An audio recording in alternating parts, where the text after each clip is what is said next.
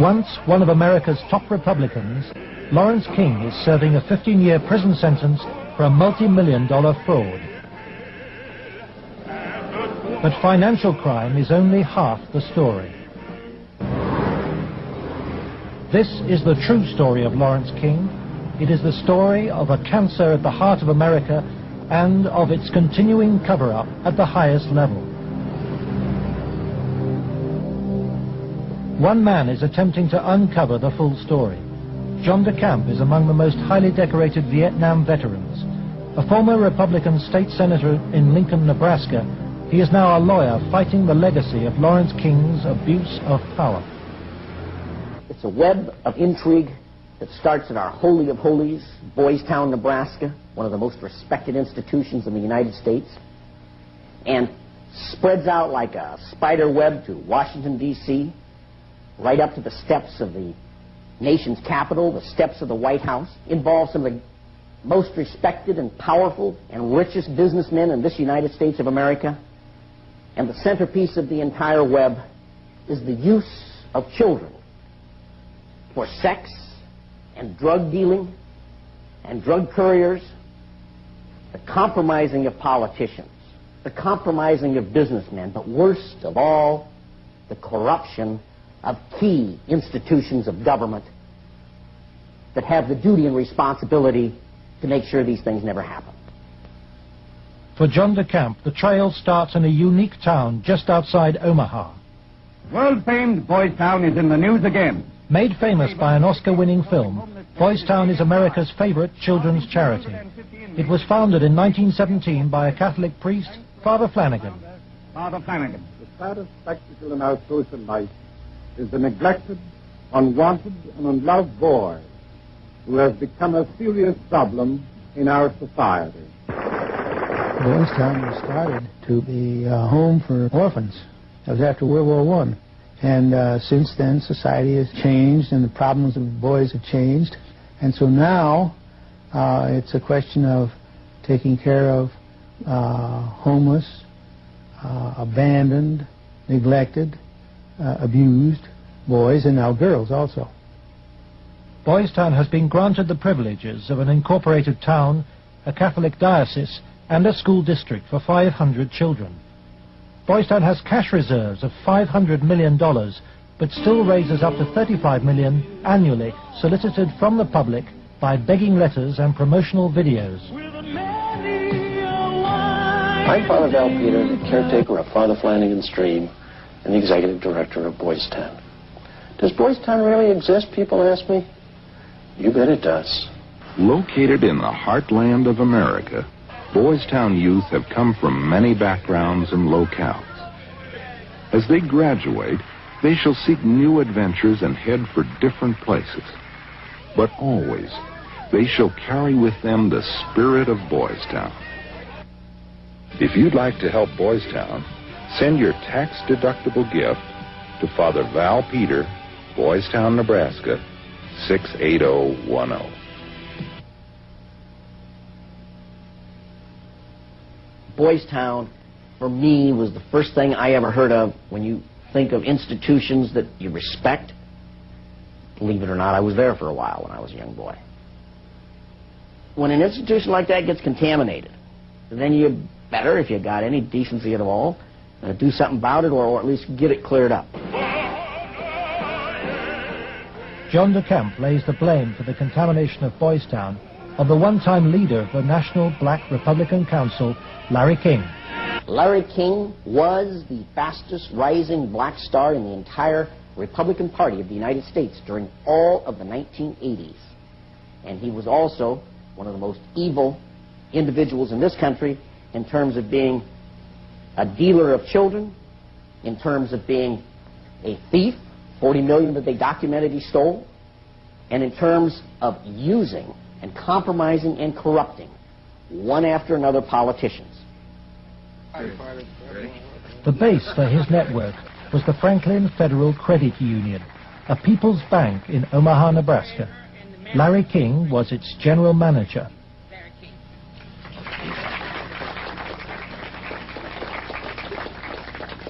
Thank you. This is especially an exciting day for me. Mr. King was a very charismatic person. When he came to the credit union, he was brought in because the credit union was actually failing. He did everything to build the credit union. King courted the leaders of Omaha's wealthy business district. Banks, industry, and charities placed millions of dollars in King's hands. From 1979, Larry King developed close commercial ties to Boys Town, and Boys Town youngsters were sent to work for his companies. Boys Town had quite a few accounts at Franklin Credit Union. Those were considered very valuable accounts. They were handled exclusively by the bookkeeping department. But on the average of once a month or once every 2 months, we always seemed to incorporate a person from Boys Town. But King used Boys Town not just as a source of young boys for his business. He prostituted them at sex and drug orgies. Paul Benassi was a victim of King's abuse. He was also sent by King to lure Boys Town youngsters off campus. We used to just drive around and go up toward a home. That's when we used to do some of the scavenger hunts with picking up some of the kids. You know, just kind of win their confidence, become friends with them for a while. Start inviting them to the parties. The kids were 10 years old or older. In 1986, King's plundering of Boys Town was reported by staff to its chief executive, Father Val Peter. Subsequent testimony proves that he carried out his own investigation, but that King's victims refused to talk to him. Monsignor Hupp now blames himself for Boys Town's association with Larry King. Well, in retrospect, I regret having any association with Larry King. Had I known it at the time, it would never have happened. Could you understand why a very detailed report from a social worker employed at Boys Town, identifying children and identifying their alleged abusers, never saw the light of day? Nothing happened with that. No, I can understand that, because had I known that, I wouldn't put up with that. But is that something like that happened? I don't know of it. Nebraska has a very clear statute that child abuse allegations should be reported to authorities. They shouldn't be reported to the principal of a school, director of a facility. They should be reported directly to either Child Protective Services or law enforcement. And so Larry King remained free to feed his pedophilic parties with child victims. But in 1988, a routine review brought King's involvement with Boys Town youth to the attention of Nebraska's State Foster Care Review Board. And the information presented to the Foster Care Review Board, either via the telephone reports, the personal reports, or the reports we reviewed, Larry King's name was consistently present as someone that the youth were making allegations against. I would say we handed over at least a foot-high amount of material to authorities, and nothing happened. Omaha police now accept that Larry King may have been abusing children. Good morning, Roberta. Good morning. But its most senior officer claims the evidence was not conclusive. It is certainly possible that Mr. King was involved in illegal acts with children. If there was sufficient evidence of those types of allegations, he would have been prosecuted by the county attorney's office. For me, it was very clear that the case was not investigated and not pursued because of the alleged perpetrators. Those perpetrators, named by the children, were some of the richest and most influential citizens in positions of power in the state. Men prominent in industry, politics, the media, even the police. We can only name the ringleaders. Besides Larry King, they were department store millionaire Alan Baer and the celebrity columnist of Omaha's only newspaper, the World Herald, Peter Citron. With the judicial system apparently paralyzed, Larry King spent Franklin's money on courting political influence. $10 million went on jewelry, flowers, and private planes. He cultivated contacts in the inner circles of Ronald Reagan's White House. At his palatial homes, 3 in Omaha and 1 in Washington, D.C., he held extravagant parties for the influential and powerful. His lavish spending bought him a protected life. Larry King was constantly heralded, cheered, applauded in the news media as the great businessman that's helping the poor people, the black community of Omaha. But King's extravagance attracted the attention of the Internal Revenue Service. As a result, on April the 11th, 1988, the Franklin Credit Union was raided and closed by the FBI.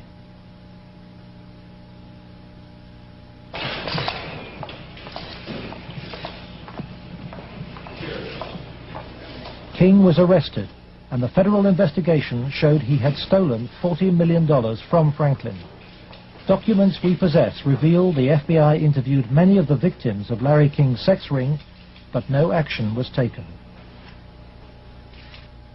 In November 1988, Nebraska's state government set up a parallel investigation into Larry King. A legislative committee was formed. Its chairman was the Republican head of Nebraska's Banking Committee, corn farmer and state senator Lawrence Schmidt. Immediately, anonymous threats began. I received a phone call on the floor of the legislature. The caller did not identify himself, but he said, "Lauren, you do not want to have an investigation of the Franklin Federal Credit Union." And I asked who I was speaking to, and they said, "That doesn't matter, but you shouldn't have that investigation." And I said, "Well, why not?" He said, "It will reach to the highest levels of the Republican Party, and we're both good Republicans." Undeterred, the committee began their investigations, and the money trail led quickly to the original allegations of child abuse. Carolyn Stitt was one of the first to testify.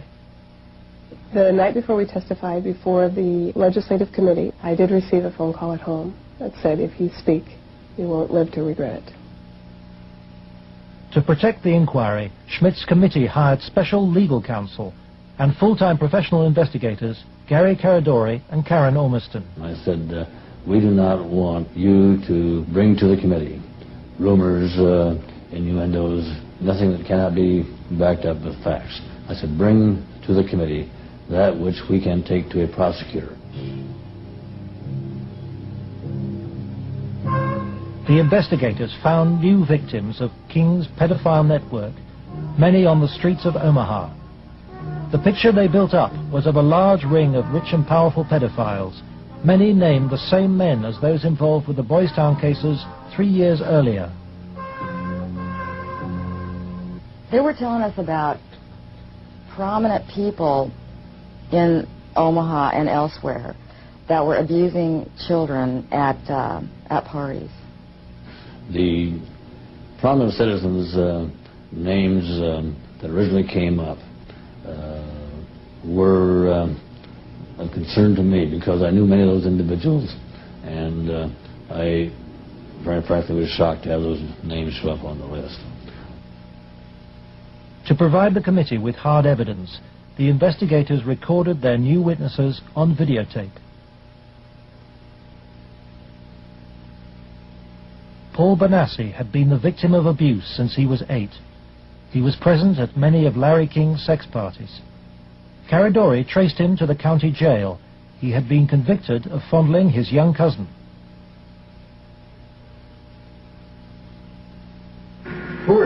people that would come to these parties? Larry King, Peter Citron, most of the time. He didn't seem like he was like people. Media personality Peter Citron procured some of his victims from Boys Town. The kids he liked were mainly around the age of for about 8 and 13. It was mainly fondling and oral sex with him. He did have some anal sex, but he usually did that with the older kids. The parties involved ever more sadistic abuse. Whenever you were tied up, was there anybody else present other than you, Peter Citron? Yes. Who was that? It was Alan Bear's companion. Millionaire Alan Bear hosted parties for a large number of sadistic pedophiles. Paul Benassi suffered at their hands. Okay? Yeah. They tied me up and had some other kids perform sex on me, and they came to me and they burned me some cigarettes. Okay. Just take a deep breath now.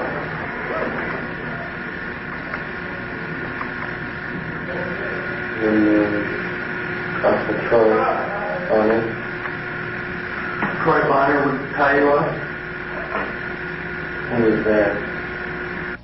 Troy Bonner was found by the investigators and his videotaped testimony taken under oath.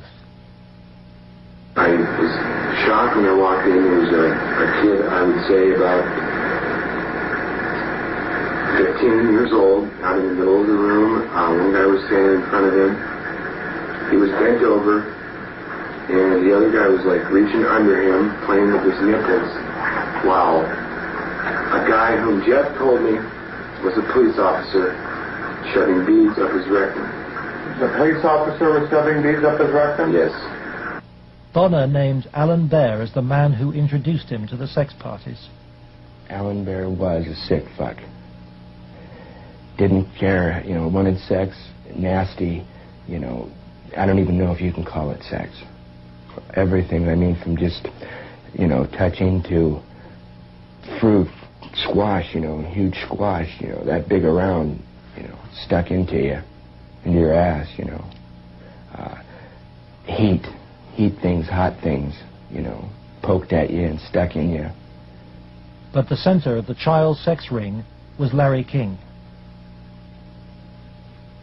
Larry King was the same kind of sick fuck Alan Bear was, except Larry King was more violent, more sure of himself. I got those scars on my arm one night at a party where Larry King, wanted to see how strong a men we were or something, and have us push our arms together, and then you'd light cigarettes, and as soon as you get burning, you just drop them down between your arms and, let it burn. And they made us stand there naked and touch each other while holding our arms together and burn cigarettes.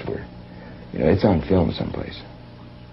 They filmed it, burning, I would, see him fuck a 10-year-old boy in the ass, until he bled, and, just pull out and stop and, push him down, and then go out and, meet with decent people. King would also provide underage girls for abuse. Alicia Owen told the investigators she was 15 when she attended her first party, introduced by a Boys Town boy. Caridori discovered her in jail where she was serving a sentence for passing bad checks. I met some guys there that were from Boys Town, and it was at that party that I met Larry King. At the time that I met Larry King, I did not know that he was Larry King. I had met him. It was the first time I'd ever met him. Larry King and Alan Bear frequently hosted the child sex parties in penthouse apartments at the Twin Towers luxury block in Omaha. A lot of it was me handcuffed with my hands behind my head and my feet tied, and doing different things. What do you mean? Sometimes there'd be a guy straddling over my face. Okay. Most of the time, Larry King took pictures quite a bit during that time. I know it's difficult. I don't know. Okay. And I think I could have said no. Okay. But I don't know. Okay. And you know, Alicia, you're a victim. And with a young age, let's go off camera for a minute. We were appalled. Appalled. I don't even know if it comes across on the video, the way it came across to us in person. It was incredible. It's incredible what these kids went through, I think. Larry King was also here. He came in and we drank and did cocaine. I didn't do much. He turned me on to it, Larry King did. Drugs was a strong part of how they got control of some of the kids, because that's what some of the kids were there to get. They would do the sexual acts and then be provided with cocaine or whatever type of drug they wanted. Heroin, you know, I don't know, but that was my drug of choice, you know. Till this day, I remain an addict, you know. And those of us that didn't like to be involved and didn't want to be involved were threatened. Oh, so and who would do these threatening remarks? Larry King. You think Larry King personally did? I think he did. And when they threatened, you know, that I can go find somebody that will kill you and that will kill your family,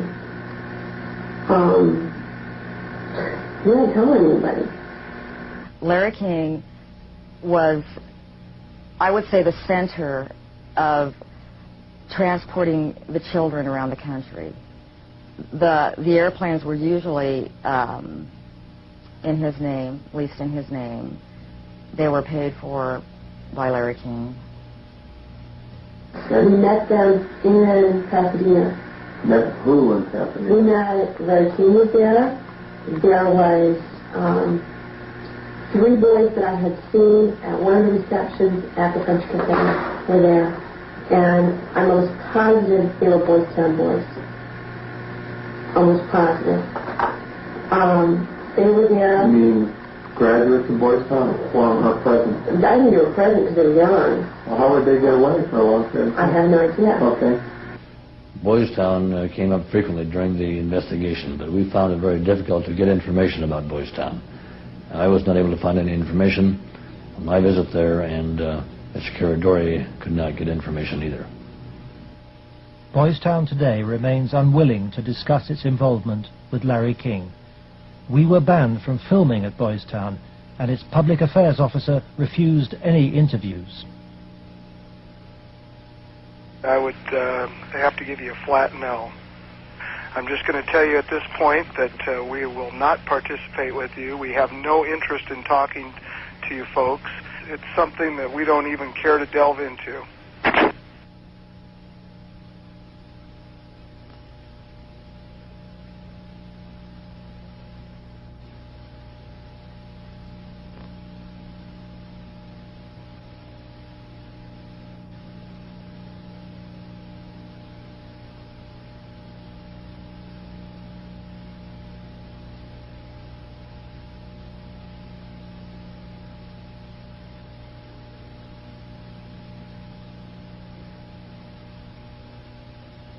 By the spring of 1990, the Nebraska State Committee was convinced by the evidence of an organized child abuse ring.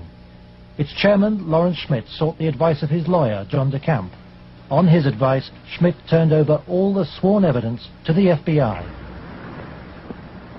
But immediately, the videotape testimony was leaked to a hostile local media. The media immediately started discrediting the witnesses. They were, the witnesses came across in the media, in the Omaha World-Herald, especially, as the criminals. The last 3 victim witnesses were demolished by the press, particularly the Omaha World-Herald. The paper never looked for information that would support any of the allegations. The whole purpose of the stories was to destroy any credibility that these youth may have. I've heard that people said that Gary Caradori coached me and that he told me what to say, but the fact was I didn't meet Gary Caradori until way after I'd already talked to the Omaha police about the abuse and had named all the same people. Paul Benassi maintains that neither the FBI nor the Omaha police took his allegations seriously.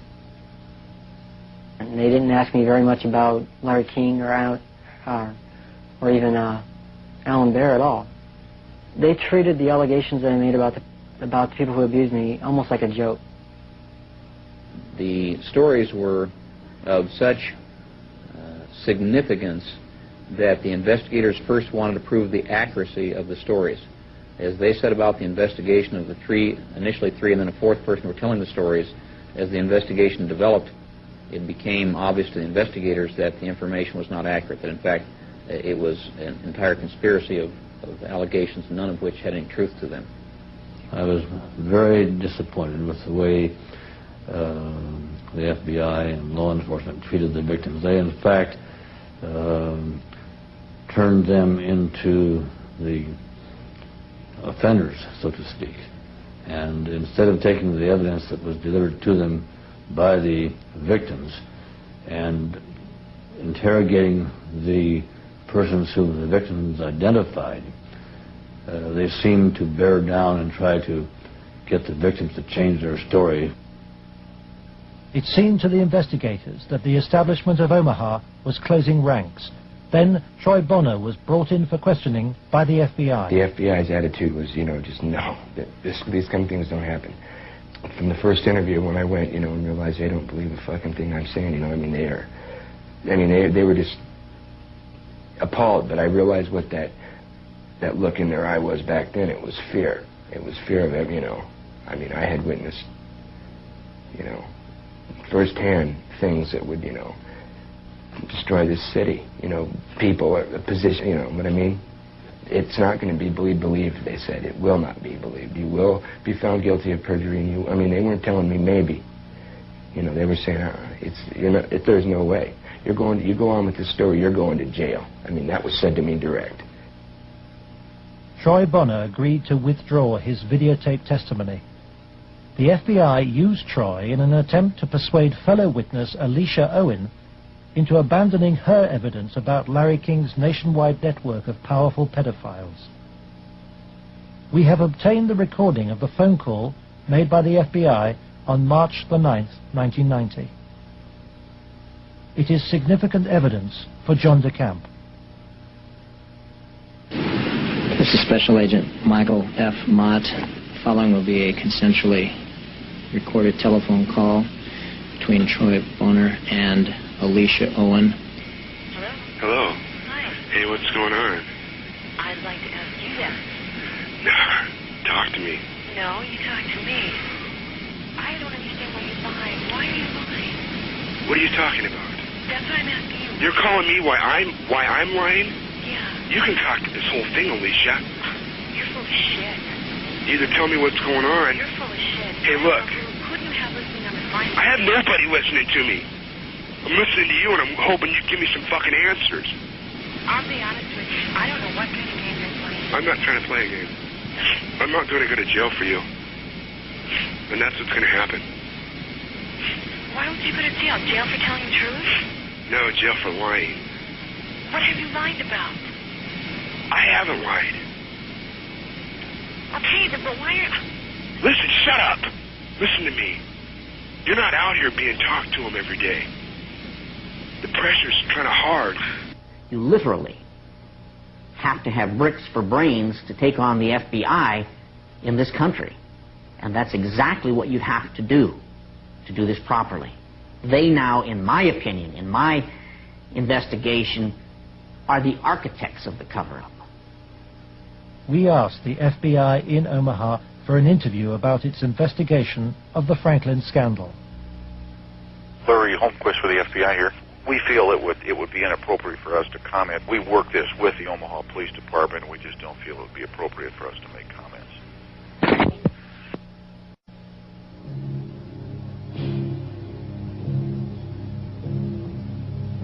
As the investigators sought out new witnesses, they found themselves under constant threat. Gary was threatened several times. His vehicles were tampered with. I would think whoever tampered with them, it was a scare tactic because it was so obvious that they were being tampered with. Gary it was one piece of evidence I know he got that he even said he got one step ahead of him this time. He told us about this book. It was like addresses, telephone numbers, names. He said if they knew he had it, they'd kill him. On July the 11th, 1990, Gary Caradori and his 8-year-old son AJ were flying home from Chicago in his light aircraft. They had watched the All-Star baseball game, and Caradori had been pursuing new leads. Investigators from the National Transportation Safety Board are in Harold Cameron's cornfield trying to determine what caused this private plane to crash, killing its 2 occupants. The bodies of Gary Caradori and 8-year-old AJ were found in the wreckage. National Transportation Safety Board investigators say wreckage from the crash is apparently strewn over a 3/4 to 1 mile long stretch in this field. The fact that the wreckage is scattered over a large area certainly demonstrates that it did break up in flight. The exact mechanism of breakup yet is still unknown. The federal investigation was never able to discover what tore the plane apart. There are things missing from the plane. His briefcase is missing. I think the plane was sabotaged. There's no doubt in my mind. Within 24 hours of the tragedy, all Caradori's records were impounded by the FBI. Gary's widow, Sandy, is still unable to come to terms with her loss. As a mother, I don't want to ever think that somebody murdered my child, let alone my husband. But I think if you'd ever talk to any parent, be it mother or father, who's ever lost a child, I mean, the worst thing that you can think of is that somebody would want to murder a child. I really feel that somebody killed my brother. And inside me, I know that somebody killed my brother. If somebody could help us out somewhere, somebody knows something. And may God help those who did that to him and his family. The effect of Gary's crash on the investigation, I think, in effect, put an end to anybody else coming forward. There are many victims. We knew of more. There are more. They're still out there. They're afraid to come forward. That's when I was finished, because I figured out if they murdered Gary and his son, there was nothing that would stop them. There was no piece of paper. There was nothing we could come up with that was going to get anything done.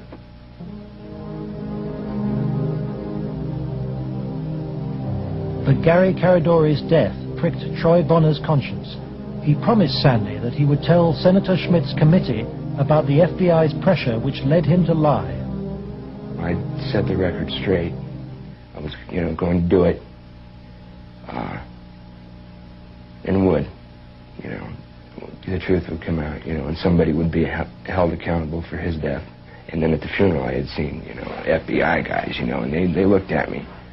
I was supposed to meet Senator Obetz and Schmidt for lunch after the funeral.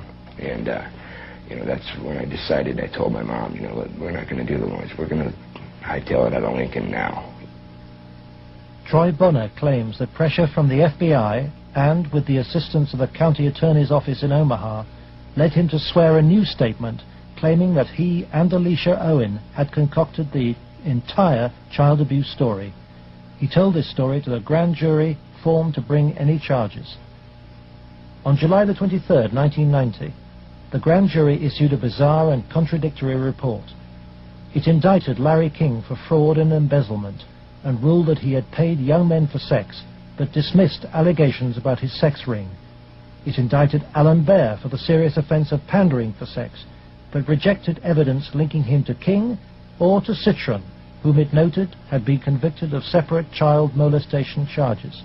It accepted that Troy, Alicia, and Paul Bonassi had been abused, but not by the people they identified. And for refusing to withdraw her evidence, it charged Alicia Owen with perjury.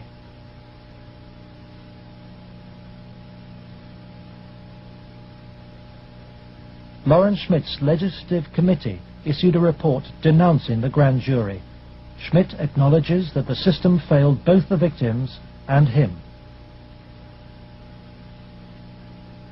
I had, I think, as distinguished a record as anyone could put together in 24 years. I was told that would be curtailed, and it was. I was told I'd have financial problems, and I did.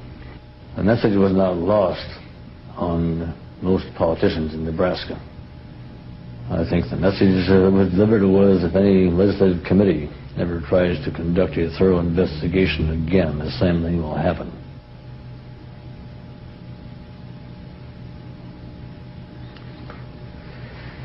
It has shaken my faith in the institutions of government. I used to be a firm believer that the system would work, and that people who did things wrong would be punished. And we discovered victims who claimed to have been abused and who the grand jury acknowledged had been abused. But they did not try to find out who had abused those individuals. Instead, they convicted Alicia Owen of perjury. Indefensible from my point of view.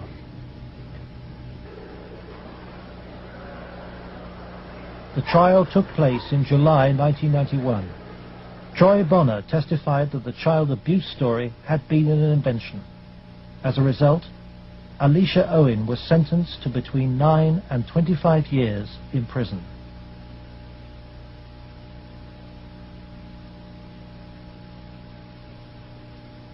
I can't find a case in the history of this country where some kid got sentenced to 25 or 30 years in prison for something like this. If you were going to pick a what I call a tell sign, something that says something fishy about the whole thing, it was in the sentencing itself. For some reason, they had to send a signal to every kid who was a potential witness. My opinion again. A signal so loud and clear, if you dare to come forward, if you dare to talk, watch what happens. Alan Baer was fined $500 after pleading no contest to a reduced charge of aiding and abetting prostitution. Peter Citron served 2 years of a 3 to 8 year sentence. Thanks to Troy Bonner's lies, Larry King never faced child sex charges. For the $40 million fraud, he was given a 15-year sentence, 10 years less than Alicia Owen. I feel really sick. I should be taken out and shot for doing that. And if that was to happen, I would go willingly.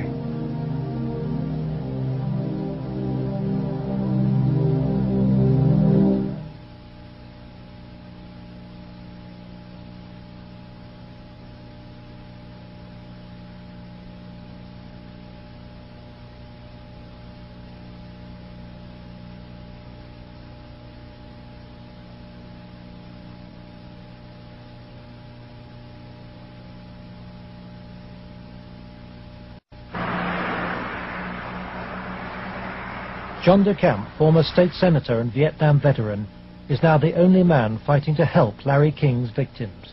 He is the lawyer trying to overturn Alicia Owen's conviction and to expose the cover-up. I live in Nebraska. Hell, I was born here, raised here. I have 4 kids growing up here. Like it or not, it's my heritage, you know. Well, if it's a dirty cesspool that I got to live in or look back on that I left, that ain't good. The real cost, if I were going to say to my family, has been the fear and intimidation it's put in some of the kids. A couple of the kids are really, really frightened and really had some sleeping problems over, hear this or that. So that's been the real concern I've had. John has received anonymous threats and has turned for advice to his friend and one-time boss, former head of the CIA, William Colby. Old Bill Colby told me better than anything. The one thing the bad people can't afford is publicity, and knocking you off right now or doing something obvious to one of your kids would bring them more trouble than it's worth. I said, you have to consider the possibility of some danger to not only your reputation, but to your person. I mean, people do react rather violently to some kinds of charges, or particularly if they're true, there's more apt to be a negative reaction than if they're false.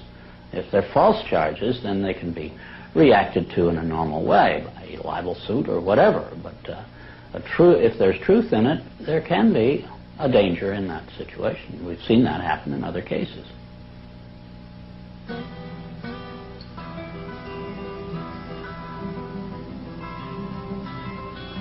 John arranges to meet Troy Bonner, the young man he sees as the key to the cover-up. He's in great danger. The reason is he carries the secret, so to speak. He served his purpose for the FBI and others by committing the lies that put the seal on the cover-up. He knows that Troy's evidence will be crucial to Alicia Owen's case, and Troy wants to tell the truth, despite very real fears. My fears are that, I'm not going to be believed again. It's just, going to be a whole other kind of exploitation like it was last time. And afraid that that's going to happen, or, I might end up dead, or a loved one might end up dead. Troy has an overriding reason for putting the record straight. Maybe somebody has a better idea. I want this to go forward and have something done so that all those other kids who a lot worse things have happened to can come forward and see that action can be taken. You have to, if you want to protect yourself and your life and your family's life, both now and particularly in the future, is to use the institutions of government that have been set up to protect you and make them work. That means you go into federal court, you go after the people that have done this cover-up, and you expose it so there's no longer any percentage on their part in eliminating you because the secret's out. Yeah, that's why we're here today, to let it out. John's advice to Troy to tell the truth in court puts him at risk of prosecution by the county attorney's office. Potentially, they could decide to charge him with perjury, because now he is telling that they forced me to lie. I did lie at Alicia's trial. I did lie before the grand jury. I did it because the authorities were forcing me to do it, and I was scared for my family. Potentially, they could charge him with perjury this time. Troy's appearance in court will keep Alicia Owen out of prison. She's on bail while DeCamp appeals against her perjury conviction. As her hearing approaches, vital new evidence emerges. Alicia claims that some of Troy's videotape testimony was withheld from the grand jury which indicted her. The tapes that were shown to the grand jury had been edited. Everything that matched Troy's statement Was shown. That matched mine. Because I know it's was edited out. And I think maybe one of the things we want to do is show the judge specifically where these, little 5-minute segments of, look, this tape says this, and then show him it isn't in this tape, and this is the tape the grand jury saw. I'm going to attempt to get these tapes, and we'll see what happens next. But to obtain the tapes, DeCamp must approach some of the very officials he has accused in court of being involved in the cover-up, the county attorney's office which ran the grand jury. In the good old Alicia Owen case, 127-194, I'm trying to get the evidence, the tapes and the transcripts of Troy and Danny. Troy Bonner. He had that up here once. Yeah. Look at the county attorneys. They have all the bills up there. Robert. Let me guess. Robert Siegler has them. Robert Siegler is the prosecuting attorney trying to send Alicia Owen back to prison. After lengthy negotiations, DeCamp emerges with the tapes the grand jury never saw. I went with $4,000, about $4,000 of cocaine. Okay, and what airline? In more than 2 hours of taped testimony, Troy details trips across America on behalf of Larry King and Alan Baer. Trips for drug deals and sex. It corroborates Alicia's evidence. Fort Worth, like an hour, and then a big plane from Dallas to Los Angeles. Did anybody go with you? Alicia Owen. For John DeCamp, This is the proof of the King's sex ring for which he has been waiting. Here it is, so to speak, the smoking gun that they could go out and verify, the corroboration. In other words, the linkage to King that was denied. Cover-up. Organized, planned, deliberate cover-up. The courthouse, Wahoo, Nebraska. The hearing begins.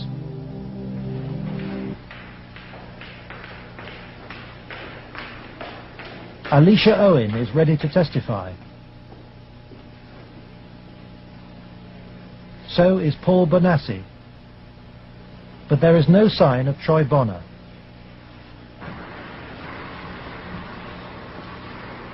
DeCamp discovers that Robert Siegler has sent the young man a subpoena.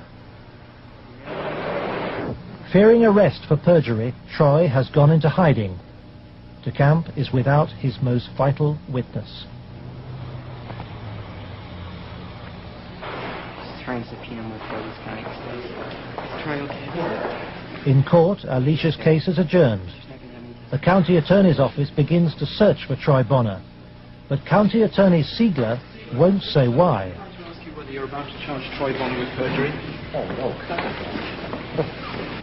Every victim witness who stepped forward in any way, or even was a potential witness that somebody heard about, has either been killed, put in jail under some theory or other, terrified or run out of the state, discredited.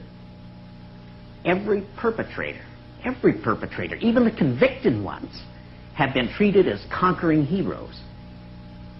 Peter Citron lives in the same house where he abused many of his young victims.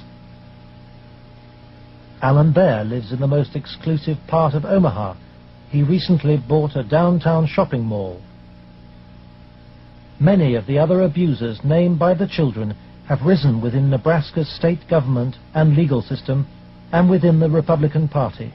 Obviously, the FBI was protecting something a lot more significant than a bunch of old pedophiles having improper relations with little boys. They were protecting something a lot more significant than a bunch of drug peddlers. They were protecting, in my opinion, they were protecting some very prominent politicians, some very powerful and wealthy individuals associated with those politicians and the political system, up to and including the highest political people in this entire country.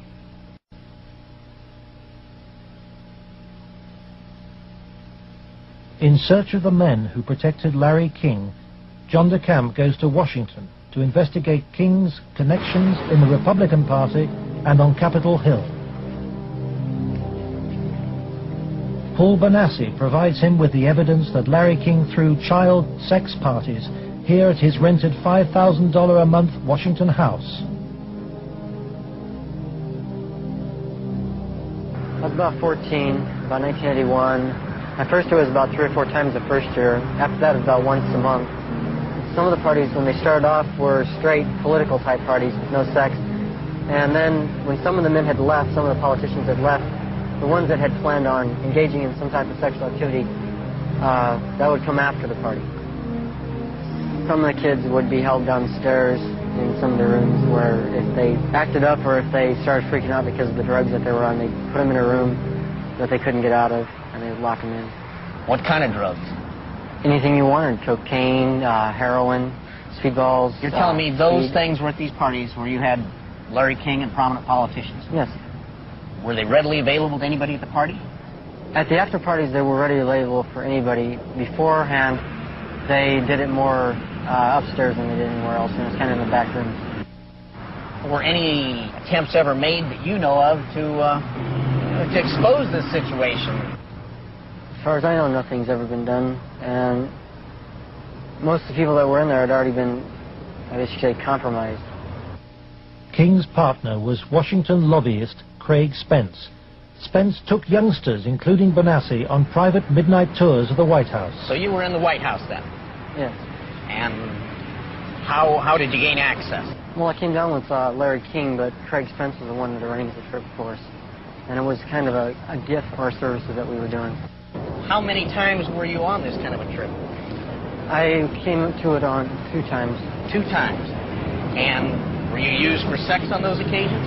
Not until after we left. After you left the White House? Yeah. What time of night? It was usually around midnight.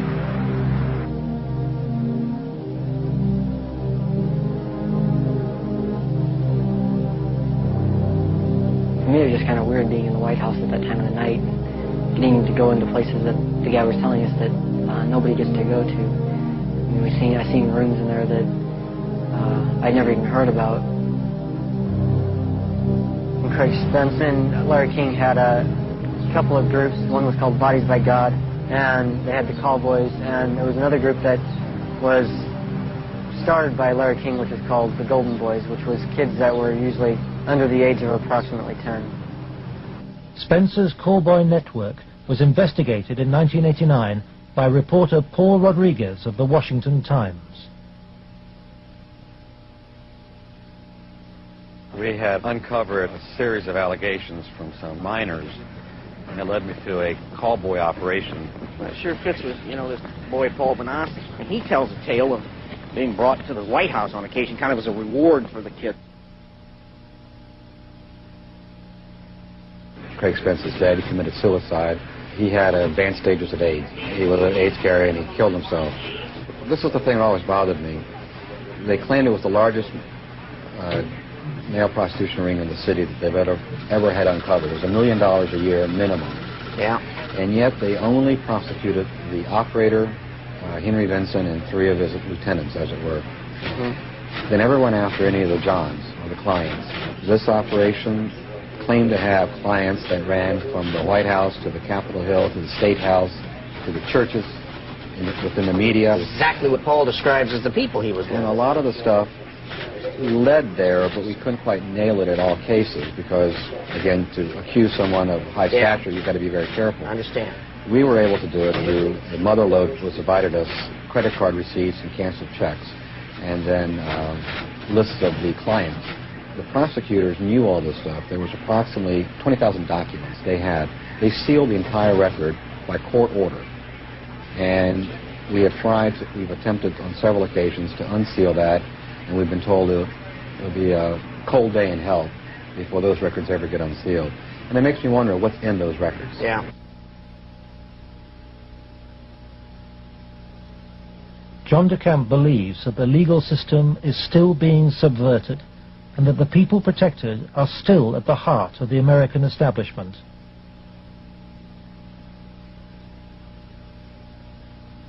He hopes that this program will expose a serious miscarriage of justice, but the opposition is formidable. It's beyond belief that arguably the most powerful person in the world, the President of the United States, in the form of Richard Nixon, could not prevent the investigation of Watergate, or that President Reagan could not prevent the investigation of Iran-Contra. And yet somehow this group of unnamed, unknown, anonymous individuals in Omaha, Nebraska have such power they can control and protect all of these people from being investigated. Those allegations are ridiculous. Well, first of all, Nixon did cover up Watergate. Number one. Bush did cover up Iran-Contra, at least officially. And Omaha has successfully covered up this situation. In each case, it was the press that exposed the problem. It wasn't institutions of government. They had been corrupted. They had been compromised. They were the ones doing the cover-up. The Attorney General is now involved. DeCamp's evidence has been passed by William Colby to a senior lawyer in the Justice Department. He did say that the Attorney General's office would be very sensitive to any charges of abuse of children, that this was a matter of considerable priority to the department, that this sort of thing not take place, and that they would assign an officer to look into the case. For John DeCamp, the story of Larry King's corrupt empire holds a dire warning for all America. If you can control about 3 or 4 key elements, you can totally own a state. You can make right wrong. You can make truth falsehood, falsehood truth. If you control the media, if you control the Justice Department, if you control the police, you own the system.